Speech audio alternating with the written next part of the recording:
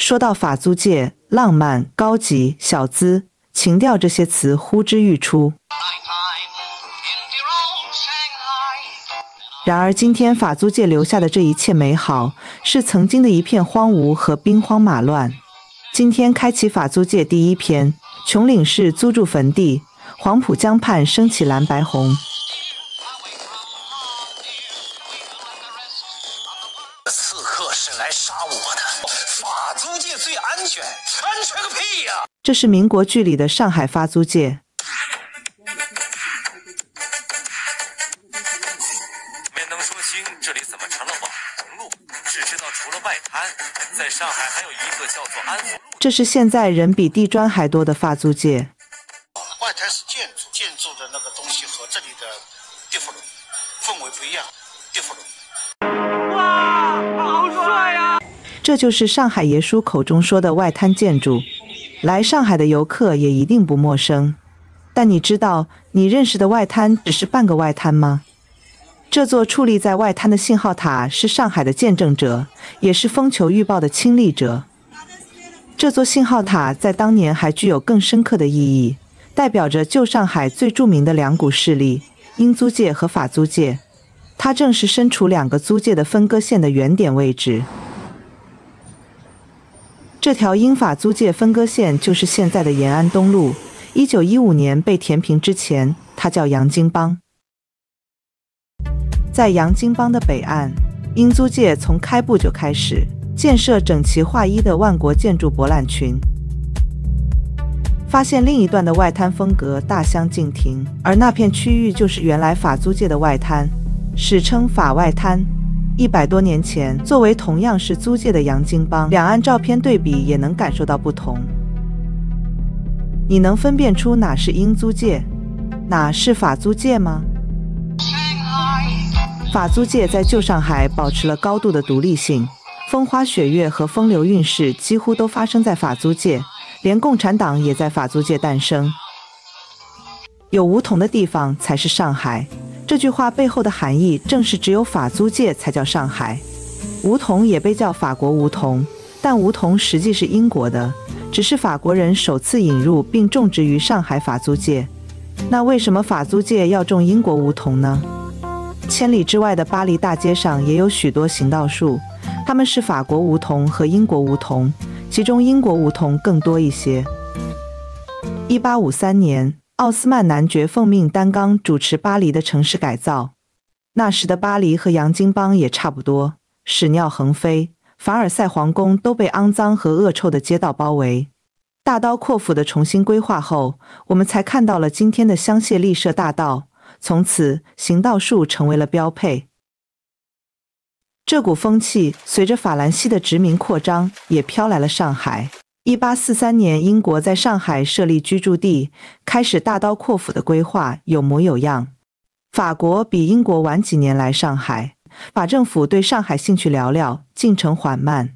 当时法国本土和日不落帝国也不能同日而语，但法国命好，他们派来的第一任领事敏提尼，一位普鲁士长大的法裔。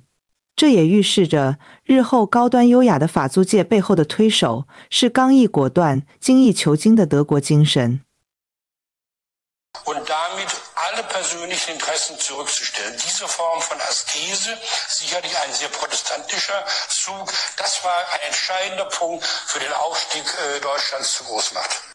而法租界的开创者敏提尼就是这样忘我奉献的人。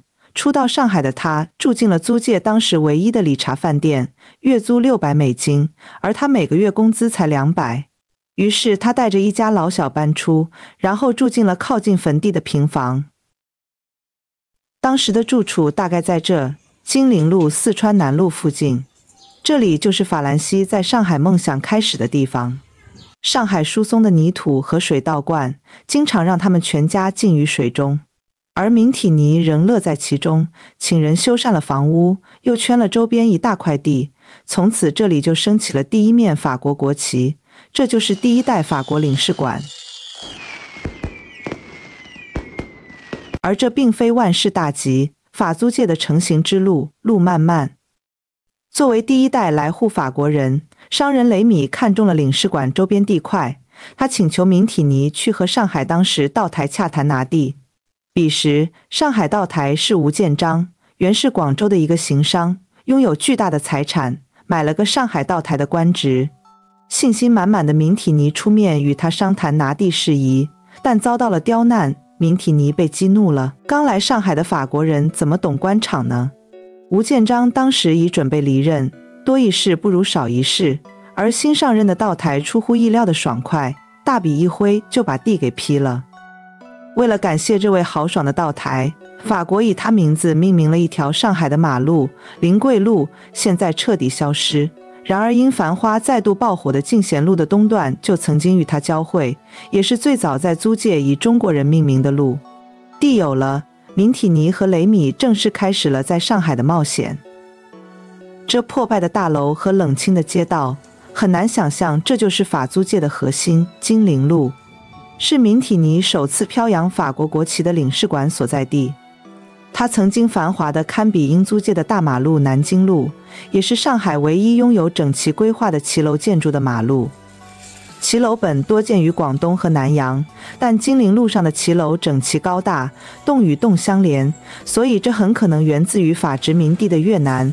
法国照搬来上海，并规范了建筑标准，使它们看起来仿佛连成一条线。这里曾拥有发达的零售业和舒适的小区，从这美丽弧线的窗台就能感受那份独特的法式浪漫。金陵路这条164岁的马路，旧时称为法租界大马路、领事馆路。法大马路与英租界大马路在之后的100年里不断向西扩张，英法100年之战在上海再现。英大马路成了南京东路，而法大马路仍不服输，定名金陵。金陵正是南京的别称。金陵路的东段连接着我们提起过的法租界外滩，这里也曾有过一座与老英领馆相媲美的建筑——第2代法国领事馆。不远处的第1代领事馆最终还是塌陷了，于是在金陵路口建造了真正意义上的法领馆。90年代，它和其他许多老建筑一样灰飞烟灭，造起了这座崭新的高楼。这座文艺复兴的建筑，我们只能通过照片来感受了。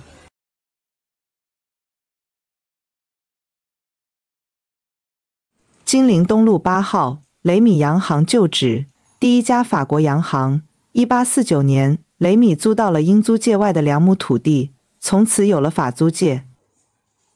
这栋1912年建成的建筑，可能其历史意义更大于建筑本身。可惜这座洋行未能像英国纷至沓来的洋行那样一直发展壮大，于1934年结束了上海的冒险。法国的商贸、金融看来与死敌英国的确不能比拟。宪政制的英国和集权制的法国在上海也走了不同的发展道路。1854年，英美法3国租界联合成立了工部局。前期视频放链接，欢迎收看。其实工部局是纳税人委员会，我是纳税人，你薪水是我出的，也就是为人民服务的机构。这是工部局管的，这是工部局管的，这也是工部局管的。清政府一看，这不就是小六子工部干的活吗？自以为是的就给定了工部局这个中文名。而正是因为工部局改变了上海发展的进程。同样改变上海进程的还有工董局。1863年，法国第2任领事艾唐宣布与工部局分家，于是在法租界大马路金陵东路上建起了工董局第1代建筑。这里现在是黄浦区公安局，因为过于扎眼放弃拍摄，工董局早已不存，但是公安局的外立面倒是与之前有几分神似。你看我几分像从前。初代工董局被拆除是因为质量太差，而初代法商雷米正是该楼软装和木地板供应商，而所有木材都不达标，其他部件也无法承重，这样修修补补竟也熬过了50-60年，最后搬离。以上就是法租界从洋泾浜和外滩开始的序曲。法租界的开端并不华丽，甚至未留下太多最初的遗迹，却在之后的岁月，因为几次在上海的战役，改变了其在上海的窘境，留下了远超英租界的深远影响。我们下期就来看看影响那些中英法3国的战役